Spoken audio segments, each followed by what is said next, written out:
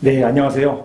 아파트 같은 공동주택, 그리고 상가, 오피스텔 같은 이런 집합 건물에 대한 하자 소송 굉장히 많이 문의를 주시는데요. 이번 시간에는 우리 나움의 하자 소송팀 담당 변호사님이신 최준현 변호사님 모시고 여러분들께서 저희에게 주신 질문들이 있어요. 이런 질문에 대해서 한번 이야기를 나눠보는 그런 시간을 갖도록 하겠습니다. 안녕하세요, 변호사님. 네, 안녕하십니까. 네.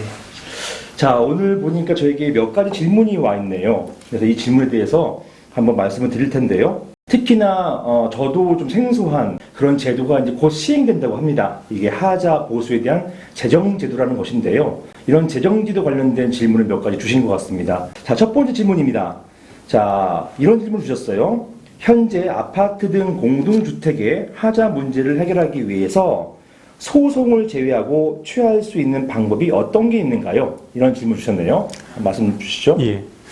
많은 분들이 하자 소송이 이제 당연히 일반화되고 하자 소송 외에는 하자 분쟁을 이렇게 해결할 수 있는 방안이 없는 걸로 생각하시는 분들이 많습니다.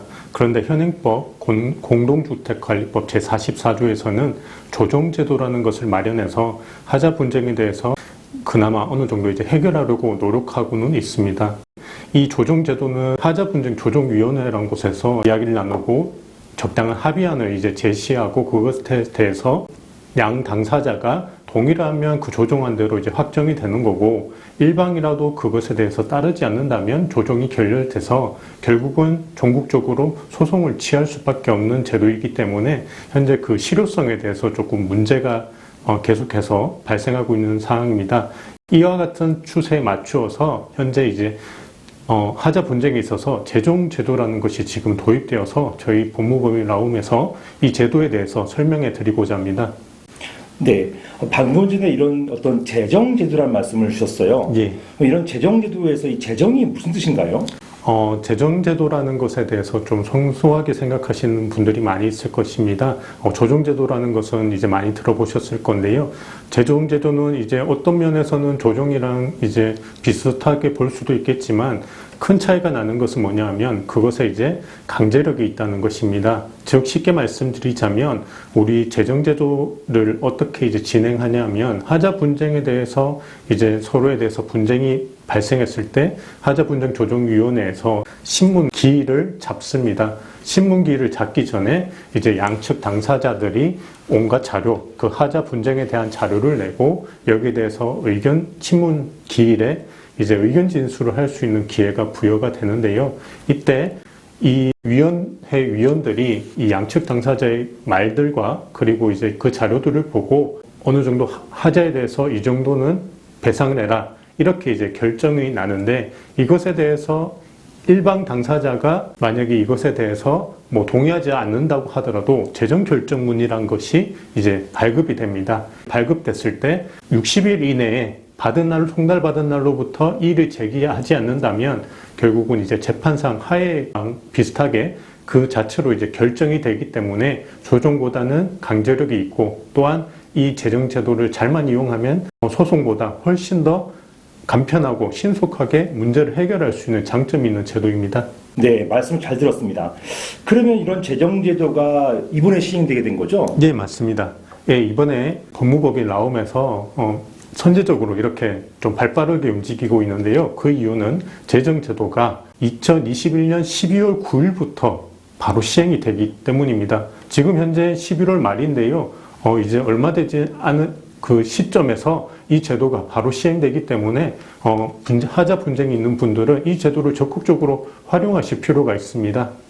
네, 말씀을 잘 설명해 주셨지만 종전에는 하자 조정이라는 게 있었고 그때는 이제 조정기일인 거죠? 네, 맞습니다. 그러니까 조정해서 조정하면은 뭐 되는 것이고 조정하지 않으면 이제 소송으로 가거나 해야 되는 것인데 네. 이번에는 이런 재정제도에서는 특이하게 신문기일이라는 것을 열리네요. 네, 맞습니다. 그러면 거의 이건 이제 행정심판 같은 그런 역할을 하겠죠. 네, 이제 제가 첨언하자면 이게 이제 이 제도가 우리가 소송에 들어가기 전에 행정심판과 좀 유사하다고 생각하시면 되는데요.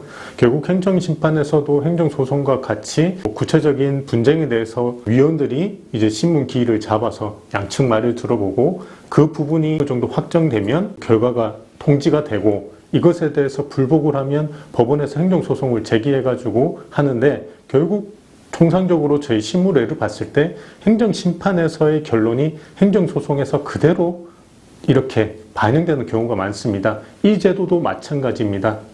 하자분쟁조정위원회에서 재정결정을 하게 되면 결국은 양측 자료를 보고 신문기일까지 잡아가면서 양측 당사자 말을 듣기 때문에 이 전문가 위원들이 결정하고 판단한 내용은 어떻게 보면 전문가들이 말을 하기 때문에 신빙성이 있는 거고 이 결정에 대해서 양장 당사자가 이것에 대해서 불복을 해서 소송으로 간다고 하더라도 법원에서 이 내용을 그대로 준용하거나 이제 따를 확률이 높다는 거죠. 네, 우리 최준현 변호사님께서 오랫동안 행정 공무원 하셨어요. 예. 공무원 하시다가 이제 그 변호사 활동도 지금 하고 계시는 것인데 이런 단연간의 행정소송 또는 행정심판 이런 어떤 경험상 이런 행정심판의 결과가 행정소송에 가서 바뀐 경우 많이 드물죠? 예, 제가 경험한 바로는 이제 그런 경우가 정말 손에 꼽을 정도라고 생각하시면 될 겁니다. 물론 이제 사법부가 다시 행정부의 그 결정에 대해서 판단은 할 수 있지만 기본적으로 행정처의 그 결정에 대해서 이제 존중하는 입장이 있고 무엇보다 하자 분쟁에 대해서는 위원들이 전문가들로 구성되어 있기 때문에 그 법원의 판사들보다 오히려 전문가적인 식견에서 그것을 판단하고 내린 결정이기 때문에 그대로 존중될 가능성이 아주 높다고 볼 수 있을 것입니다. 네.